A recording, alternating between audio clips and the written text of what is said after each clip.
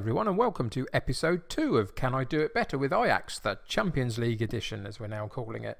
So, a couple of days has gone past in terms of game time since we were together for last episode in the first leg against Sturm Graz that we were playing. Today we got the second leg against Sturm Graz, trying to get through this particular qualification round to get to the group stages of the Champions League. Not an awful lot has changed other than, although we can't play him today, we've brought in Elena from Barcelona on loan as a central midfielder, and I think he's an upgrade on what we've got, so he will potentially partner De Jong in the centre of midfield as the season progresses, but we can't play him today because he's not registered for this round of the Champions League qualification. But that's the first bit of business, the next bit of business, as I should have said, that we've done since we were together last in the last episode. No moves forward in terms of being taken over by a tycoon or anything, or a consortium. That is still rumoured, but we're just having to bide our time and wait and see if that happens. Everybody's as fit and healthy as they were in the last episode, really. Dolberg's the one key absentee at the moment. Van de Beek picked up a bit of a knock, should I say, which was a bit of a tongue twister for me apparently, but he did, and so he's not able to play today, but he'll be back for the next game, I would imagine. So the team for today's game is Onana in goal, Christensen at right back, Tagliafico at left back, Magellan and De Ligt in the centre of defence, Blind and De Jong in central midfield, Labiad as the attacking midfielder, Ziyech on the right, Tadic on the left, and Huntelaar up top, with Schurz, Mazrui, Regulan, some of these names still, Schong, Cerny, Neres, and Ekkelenkamp on the bench. Real tongue twisters, some of these, but anyway, that's the team. So let's get into today's game straight away and see what happens. So no messing about today.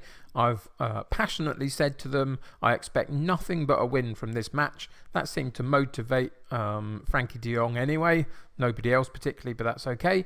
But that's what I'm expecting. Sturm Graz were so poor in the first leg that I don't expect any different in this one, even though we're away from home. I expect us to dominate the game, play our tiki-taka style of football, be patient, keep hold of the ball, up our possession stats, and really push home that we're a better side than they are. And so let's see what the highlights bring as the first half moves on. I'm hoping for a bit more accuracy in front of goal if I could get anything from this match.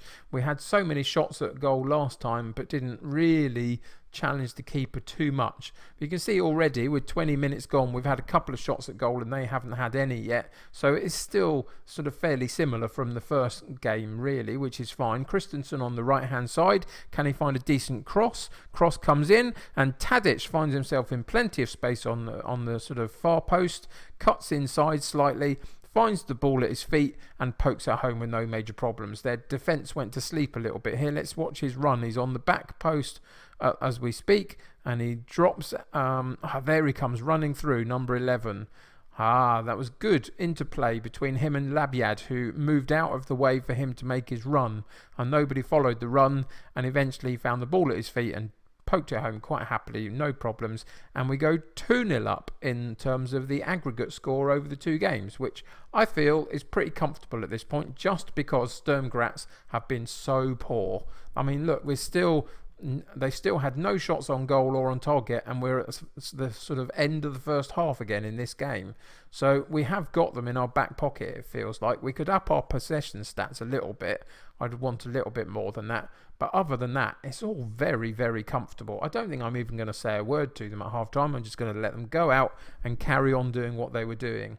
So here, kick off on the second half, and the highlight dies, but we've come back for a corner kick. Labiad with the corner to the far post, gets half cleared, but Magellan picks it up. Ziyech on his left foot, he's got... I don't know what's happened with his shooting boots, but I don't think he's wearing them so far this season, really. He's had several in the first game, and there's one in the second game where he's just blasted it over the top of the bar. Eventually he'll come good, I'm sure, and get a few goals, but just at the moment he has not got his shooting boots on at all. Let's go and check out the conditioning of our players, and you can see that some of them are struggling a little bit, so we'll bring Tagliafico off and put Regulon on instead.